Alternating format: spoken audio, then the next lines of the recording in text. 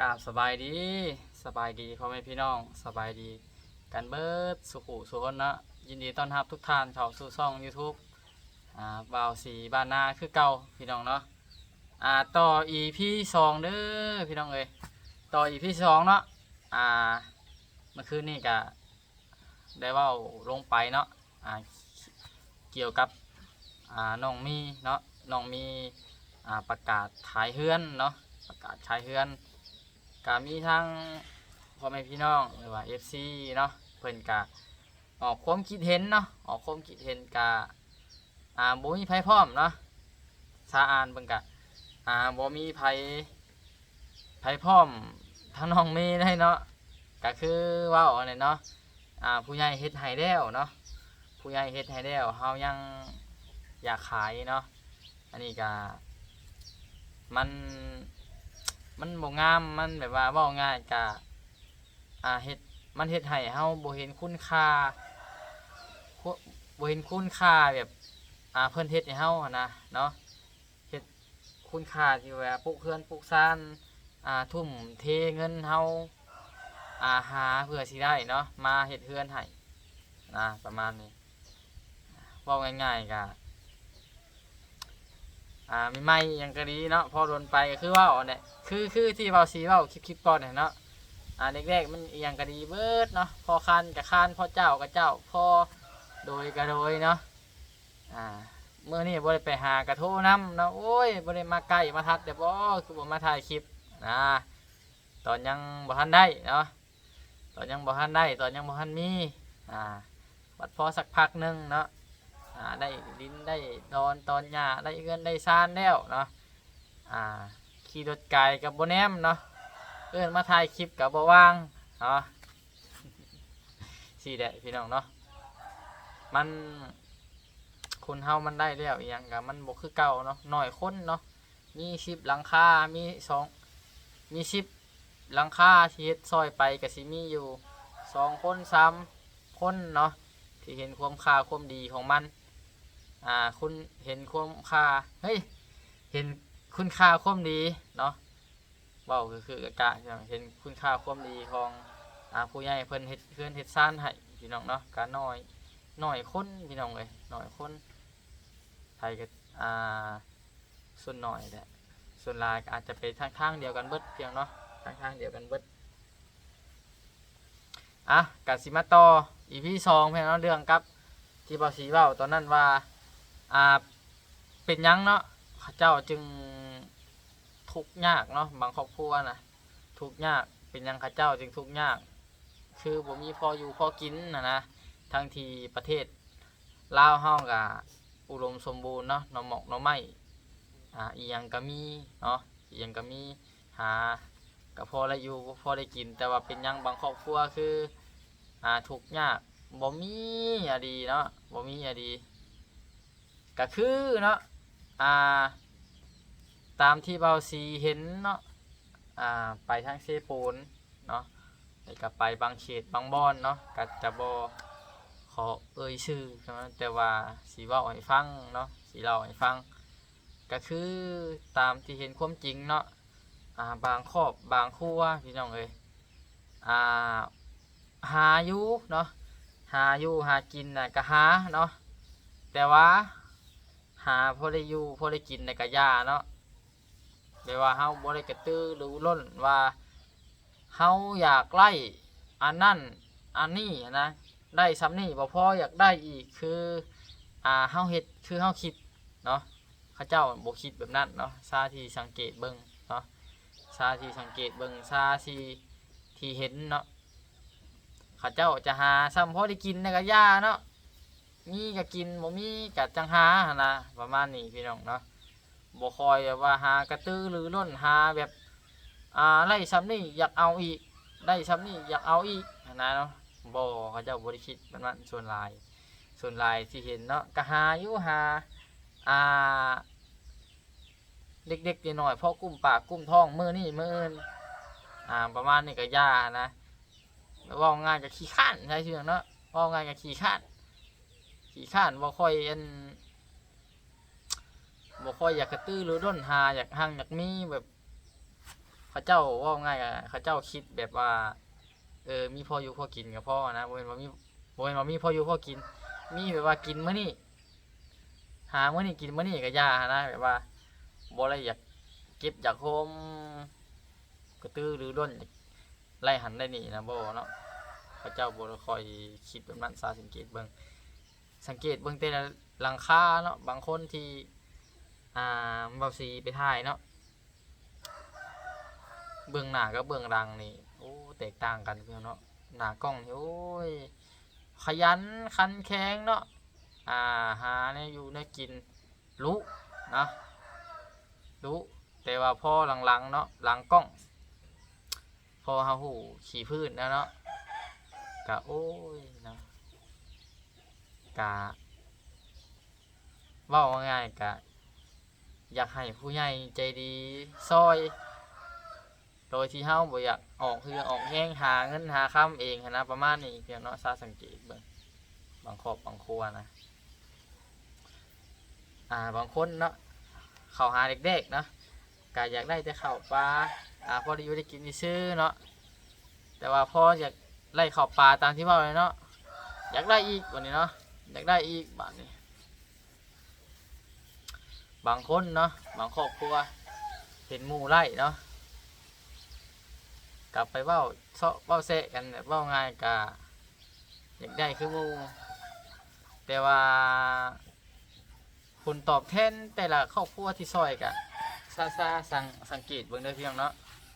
บ่ค่อยดีปานใดบ่ค่อยโอเคเนาะถ้าว่าใครอยากซอยพี่น้องเนาะอันนี้เว้าจากใจเว้าซีเด้อพี่น้องเนาะจากใจเว้าซีจากใจที่เห็นเนาะเห็นไปสัมภาษณ์แต่ละครอบแต่ละครัวเนาะที่ประสบการณ์มามันบ่ค่อยโอเคเนาะมันบ่ค่อยโอเคแม่นอยู่ว่าในหน้ากล้องนะเขาเจ้าว่าทุกข์ยากบ่มีอย่าดีแต่ว่าจากใจเบาซีเนาะถ้าว่าอยากให้ซอยกับบ่ให้ซอยแบบว่าคุกเฮือนดังบักใหญ่เนาะ6คูณ12เป็นเสาเฮือนหลังบักใหญ่น่ะบ่อยากให้เฮ็ดเนาะให้ตัดปัญหาออกรถตัวน่ะตัดปัญหาออกเลยบ่ให้เฮ็ดบ่ให้สร้างให้หลังใหญ่ถ้าว่าอยากเฮ็ดเนาะถ้าว่าคนบ่มีบ่อนอยู่บ่อนอาศัยก็เฮ็ดซื้อเดินเนาะซื้อเดินบ่กว้างเนาะเดินบ่กว้างปานใดก็ได้แต่ว่าพอปลูกเรือนซ้ำกระต๊อบน้อยๆสำใดสำหนึ่งก็พอเพียงเนาะบ่ต้องว่าเฮ็ดใหญ่หรูหราเนาะเฮาเฮ็ดใหญ่หรูหราเลยบางคนอยู่ที่ได้มันไล่แล้วมันบ่โอเคนะไล่เลยมันอยากได้อีกบางทีก็บ่เห็นคุณค่าของมันอยากขายนะคันเฮาเฮ็ดสำไรสำนึงให้พวกเขาได้ส้นอยู่ส้นนอนก็โอเคทำนั้นให้เขาหาเองเหมือนนี้เนาะให้เขาหาเองให้เขาก็ติดตามเบิ่งว่าเขาสิมีความคืบหน้ามีความอยากได้อยู่บ่นะประมาณนี้อยากเฮ็ดอยากได้อยู่บ่บางคนก็ได้ก็นอนอยู่ซื่อๆเนาะถ้าให้มาซอยอีกพี่น้องในบางครอบครัวนะทั้งที่ผู้ใหญ่เพิ่นก็ยังว่าปลุกเฮือนปลุกซานต่อแข้งต่อขาให้แล้วเนาะก็ยังบ่ไปเนาะยังขี้ข้านนอนอยู่แต่เฮือนอยากให้ผู้ใหญ่มาซอยอีกได้เนาะทั้งที่เพิ่นซอยหมดทุกอย่างปานนั้นแต่ก็ยังให้อยากให้ผู้ใหญ่เพิ่นมาซอยมันเป็นไปบ่ได้เนาะที่ผู้ใหญ่เนาะสิมาซอยเฮาตั้งแต่ต้นจนจบเนาะเป็นไปบ่ได้เนาะถ้าว่าจะให้เฮาซอยก็คือเฮานี่ซอยตัวเองเนาะรอดแต่ก็ไล่อยู่อีกโดนนานเนาะตนเป็นที่พึ่งของตนนะประมาณนี้พี่น้อง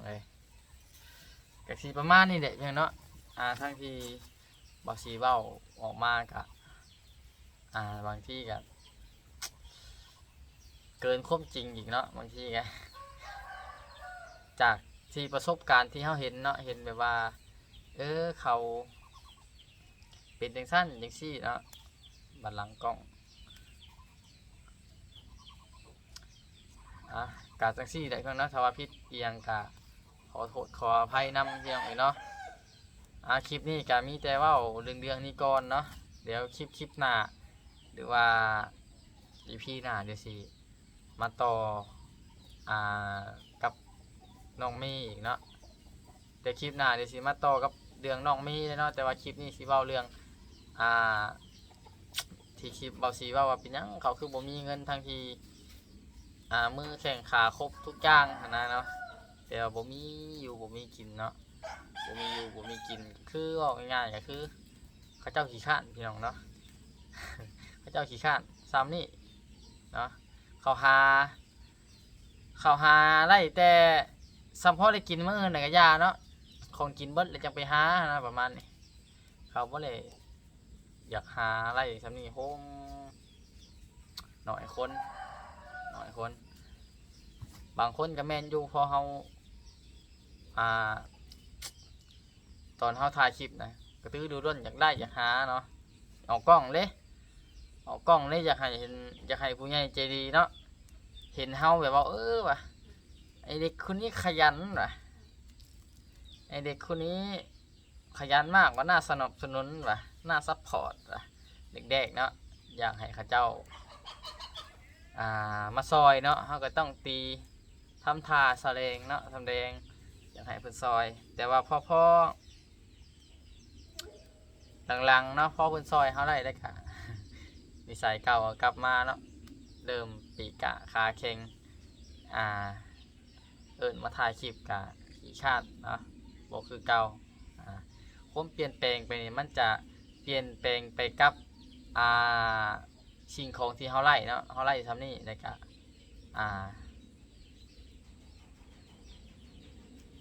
มันจะข้านลงเนาะเขาหลายๆกันข้านลงมันบัดบกเขาหลายๆนะมันบัดบกคือคนรวยเนาะคนรวยแหละเขาเจ้าข้านแหละเขาเจ้ามีเงินเข่าตลอดเนาะเขาเจ้ามีธุรกิจเงินเข่าตลอดเขาข้านเขานอนอยู่เพื่อนตัวบัดข้านผมมีธุรกิจนะยากพี่น้องเนาะอันนี้ว่าตามความจริงเด้อเพื่อนเนาะถือผิดกะขอโทษนำเพื่อนเนาะต่อถือผิดอย่างไรกันพี่น้องเลยสำหรับคลิปนี้เด้อเพียงเราทางบอซีกะบ่มีอย่างไรเนาะกะเอาเรามาฟังให้พอไม่พี่น้องได้พูดน้ำกันเนาะพออะไรตาสว่างในนิดนึงเนาะถ้าว่าอยากซอยเท่ๆก็ให้ซอยเป็นของอยู่ของกินเนาะเขาสินค้าแน่นอนเนาะเขาสินค้าแน่นอนพวกของอยู่ของกินพวกเขาพวกน้ำเนาะเขาสินค้าแน่นอนแต่ถ้าว่าเขาซอยพวกเงินพวกซ่านเนาะมันก็ได้อยู่เนาะ